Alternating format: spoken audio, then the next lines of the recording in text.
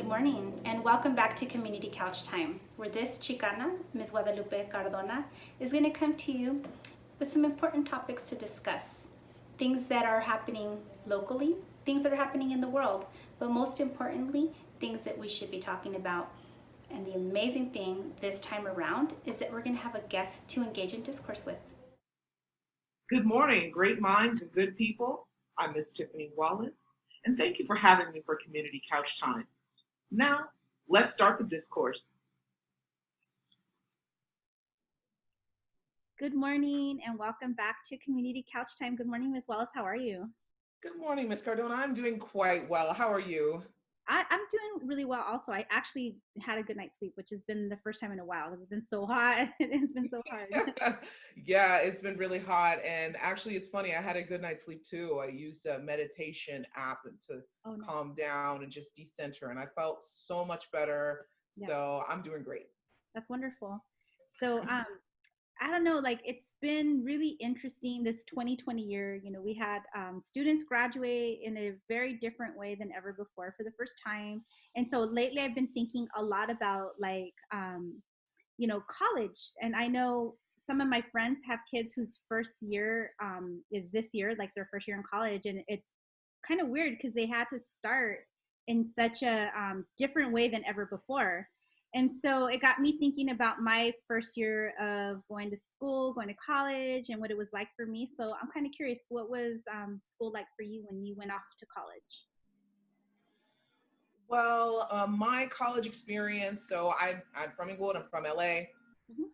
and I decided to go to a college called Humboldt State University, Nice. which is the northernmost Cal State. And it's incredibly small.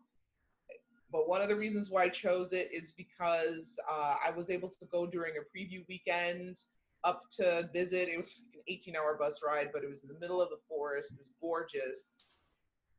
People were eating berries as they grew like along the street. And I was like, what are you doing? That's dirty. And they're like, what's wrong with you? It rains here all the time. And it's like, this is actually where fruit comes from. Like you're supposed to eat a blackberry because it grows everywhere. But it also was the least expensive CSU, Cal State University. And growing up in a single parent household, we're twins, so two college bound, girls at the same time was really challenging. And so, but I went out to Humboldt and really enjoyed it. I worked at high schools while I was there, but and that was really got me inspired with education in addition to my own high school teachers, English teachers. But I also did landscape groundskeeping. Wow. Yeah. So from being like, the concrete streets of LA to one stoplight Arcata, that was the city. And I was able to learn how to hedge, trim, Was it mulch, on campus? Like lawn. Yeah, I was on within housing and dining. So my area, we worked on an 8-person crew, and my area was near the dining area where people would eat, not necessarily the dorms, but over the summer we would go to each dorm and we would do hard work. And I helped fell a tree once. Actually, we had to have a controlled fall so it wouldn't go into the dorms. It was a diseased tree. And so it's like this huge, 3-story tree, and we had to figure out the math, making sure that it would fall, but not fall on our Japanese redwood or onto the dorms. So that was really incredible. I felt like, I'm a real lumberjack. Well, that sounds like a lot of fun. Yeah. I mean, it was a lot of fun. I learned a lot. Yeah. I realized that I was a lot stronger than I thought I was, just put to the test. So, and that made me enjoy plants and animals and insects and the rain, so much more being in that environment. I really enjoyed my college experience a lot. Yeah, that sounds really beautiful. I just love like the description of the trees and all of that. I kind of had a similar experience, although different. So I grew up in Oxnard, And I was actually a student at Oxnard Community College because I had not done all of the things I needed to do to be able to apply straight to a university. So after 2 years at Oxnard Community College, I remember it was really interesting because I didn't have confidence in myself in like going to a university, although I knew I was smart and I knew I enjoyed school. And I used to work at Wells Fargo Bank. I was a teller, and I remember one Saturday I had like these applications, because back in those days it wasn't online applications, like paper applications.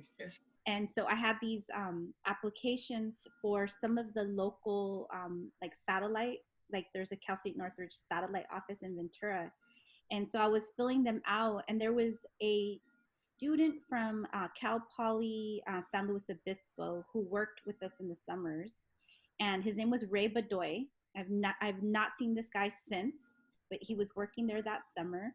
And he's like, "Hey, Lupe, what are you doing?" I'm like, "Oh, I'm thinking of applying to the satellite office of Cal State Northridge." And then he was like, "Well, let me see your grades." So I show him my grades, and he's like, "You know what? These grades are pretty good." And he goes, "After talking to you, you're pretty smart. Why don't you try to apply to to go off, like to leave this Oxnard area and go to school?" And so he kind of planted that seed, and I ended up applying to UCLA, which, when you're talking about the trees, I know it's still the middle of the city, but it was pretty amazing, when I started going to UCLA, to see all of the beautiful trees and landscaping, and of course, like the beautiful homes in that area that I was not used to seeing. Right, where I grew up, the homes are not that lavish. And so yeah, so I went to UCLA, and it was also a really good experience. I learned a lot about myself. I think there's a particular time I had taken this English class, and the professor required us to write our first paper. I can't remember the topic, but I remember feeling very insecure about my paper because, although I know that I'm smart, and I know that I can think, you know, like elaborately about things, analyze things, I had not ever really, you know, tested myself with a really good paper, especially not at, obviously the university level. And so I remember feeling very insecure. And this professor had us go into the hallway in groups of like 7 students. So there was like maybe like 7 or 8 groups of 7 or 8 students. And I remember sitting around, on the floor with my group, and we all had to pass our paper around, and everybody had to read each other's papers. And that was the first time that I was like, um, okay, like these are good papers, but I realized that I had no reason to be as insecure as I was about myself and my writing. I think all of us needed help with our writing. It wasn't Yeah. mine was great or anything. It was just that we all equally had good ideas, but also could develop ourselves further. And so it gave me that confidence to say, okay, I'm not where I need to be academically, but at the same time, I'm not you know, as bad, right? Like all of us here collectively are here to progress and get better at what we do. And so, That's and so I, good. That's positive. yeah, yeah. So I ended, I continued pushing forward. I was already a mom. I was a young mom, which I don't advise, but at the same time, if someone out there is a young mom, like you can still do it. I'm proof of that. I mean, I did have help. I had help from my mom, even though my mom was the one who, growing up was like, you better not do that. And, I did it, but she was still there for me. That's Yeah. awesome. So, I was a young mom, but I still pushed through, and I ended up, I graduated class of 99 at UCLA. That's such a wonderful story, and just so encouraging for any obstacle or challenge that comes in our way, Right. how you can still persevere, because it can feel really daunting in the moment, Yeah. but the thing is time will always continue, and Right. so we make our own choices. And I think for me, what the draw is with working with especially secondary students, high school students, Hmm. was that it's really the last chance before a person is an adult. Right. And we're here or for myself, I know that I want to prepare and want to prepare you to make your own choices Correct. because it's your life. And our choices are we're to go to college and pursue that in that particular way.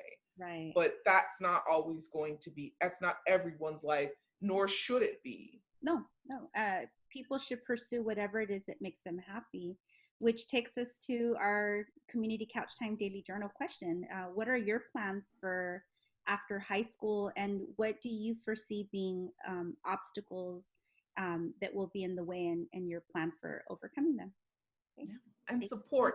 You got more support than you realize. Absolutely. And you can do anything. You really can. I believe that. It sounds very cliche, but sometimes we're our own like we're the ones that prevent ourselves from doing the things that we really can do, right?